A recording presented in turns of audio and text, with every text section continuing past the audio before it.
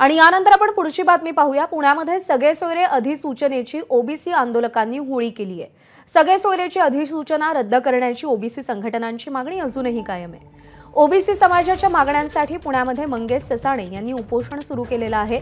सगळे सोयऱ्यांची अंमलबजावणी लवकरात लवकर करावी यासाठी मराठा समाज आक्रमक झालाय, तर ही मागणी मान्य होऊ नये यासाठी ओबीसी समाजही आक्रमक आहे।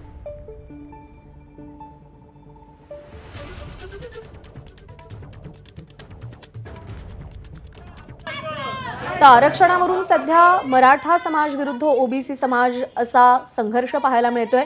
सगळे सोयऱ्यांची अंमलबजावणी लवकरात लवकर व्हावी यासाठी मनोज जरांगे यांनी सरकारला डेडलाईन दिलेली आहे आणि त्याच्या विरोधात सध्या ओबीसी समाज आक्रमक आहे।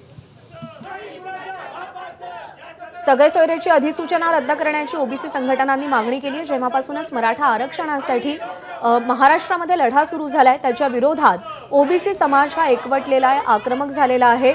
ओबीसी प्रवर्गातून मराठा समाजाला आरक्षण देऊ नये अशी मागणी या ओबीसी समाजानं कायमच लावून धरलेली आहे। त्यामुळे आता सरकार यातून मध्यम मार्ग काय काढणार हे पाहावं लागेल। पुण्यातील जिल्हाधिकारी कार्यालयाच्या समोर अशा पद्धतीने ओबीसी समाजाचं आरक्षण वाचवा या मागणीसाठी हे सगळे या ठिकाणी एकत्र आलेले आहेत आणि या ठिकाणी त्यांनी जीआरची होळी देखील केलेली आहे। जो मराठा समाजाला सगळे सोयरे या संदर्भातला जो जीआर देण्यात आलेला होता तो जीआरची होळी देखील या ठिकाणी केली जाते। नेमकं यांचं काय म्हणणं आहे, कशासाठी अशा पद्धतीने या जीआरची होळी केली जाते हे थेट आपण त्यांच्याशी विचारूयात। ताई, तुम्ही इथं जो जीआर काय नेमकं म्हणायचंय, तुम्हाला काय मागणी? सरकार विरोधात निषेध करत आहे। या ठिकाणी गेल्या 4 दिवसापासून आमचा ओबीसी बांधव या ठिकाणी उपोषणासाठी बसलेला आहे। हे सरकार फक्त आणि फक्त मराठा समाजाचं आहे, ओबीसी बांधवांचं नाहीये। ओबीसी बांधव आज या ठिकाणी इथे तळमळत आहे। 5वा दिवस आज उपोषणाचा आहे।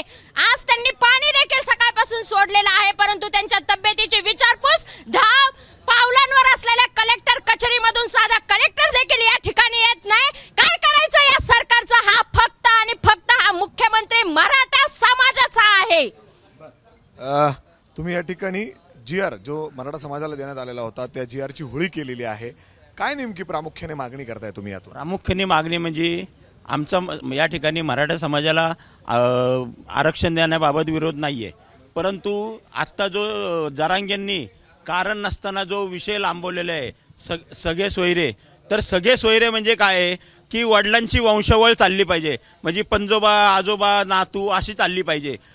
जरांगेंचं असं म्हणणं आहे की त्याच्या आईकडून सुद्धा त्याचं हे झालं पाहिजे आणि साध्या सर्टिफिकेट जर नोटरी केलं। तुमचा याच गोष्टीला विरोध आहे आणि त्यामुळेच तुम्ही इथं आंदोलन करतायत। अर्थात जर इथं हे गेले 4 दिवसापासून या ठिकाणी उपोषणावर बसलेले आहेत आणि आज ते या ठिकाणी जर आपण बघितलं तर ते स्वतः या ठिकाणी त्यांनी पाणी देखील सोडलेलं आहे। त्यांच्याशी देखील बोलायचा प्रयत्न करूयात आपण। दादा, आज किती दिवस झाले तुम्ही इथं उपोषण करताय? गेल्या 4 दिवसापासून आज 5वा दिवस आहे इथं उपोषणाला बसलेलो आहे। काय मागणी आहे तुमची प्रामुख्याने? आता जर आपण बघितलं तर हळूहळू तुमचा समाज या ठिकाणी येतोय, एकत्र येतोय आणि हीच मागणी जोर धरते। कारण की आमचं वेगळ्या आरक्षणाला कधीच मराठा समाजाचा विरोध नव्हता। जरांगेंनी मोठं आंदोलन केलं, त्यांच्या मागणीसाठी केलं, आम्हाला त्यांची काय हरकत नव्हती। 10% वेगळं आरक्षण दिलं त्याला आम्ही विरोध केला नाही, पण ओबीसी SC STच्या जातीचं प्रमाणपत्र द्यायचा जो कायदा आहे त्याच्यामध्ये यांच्या हट्टामुळं 26 जानेवारीला सगळे सोयरे, सोयरी, गणगोत असे ढोबळ असंविधानिक शब्द टाकण्यात आले आणि याने आमच्या ओबीसीच्या आरक्षणाची राख रांगोळी होणार आहे, आरक्षण संपुष्टात येणार आहे आणि सरकार परत विधानसभेच्या निवडणुकींना काहीतरी फटका नको बसायला, कोणता समाज नाराज व्हायला नको, असं कुठंतरी एक गृहीतक करून ओबीसीच्या आरक्षणावर हा घाला आणतंय। त्याच्यामुळं आम्ही या उपोषणाला बसलेलो आहे। महाराष्ट्र पेटतोय, प्रत्येक जिल्ह्यात संदर्भात मुख्यमंत्र्यांकडे काही मागणी केली आपण? हा, मुख्यमंत्र्यांकडे तर आम्ही त्या अध्यादेशाला सूचना मागितल्यानंतर लाखो ओबीसींनी पत्र पाठवलेली आहेत की या अधिसूचनेचं अध्यादेशात रूपांतर करू नका, पण मुख्यमंत्री काय ऐकायला तयार नाही आहेत। त्यांचे मंत्री तिथं स्पेशल चार्टर्ड विमानाने जाऊन जरांगेंना शब्द देऊन येतात की आम्ही लवकरात लवकर हा अध्यादेश आणतोय। ओबीसींच्या हरकतींची सुनावणी घेतलेली नाही आहेत का? त्या हरकती तुम्हाला समुद्रात फेकून द्यायच्यात? ओबीसींच्या भवितव्याचा तुम्ही असा अंत करणार आहेत का? यासाठी आता आम्हाला ते त्यांच्या मागणीवर अजूनही ठाम आहेत. नाही, मग तेच मी म्हणतोय, लाखो ओबीसी 450-500 जातीमधील ओबीसी आणि एक व्यक्ती, तुम्ही प्राधान्य कोणाला देणार आहे?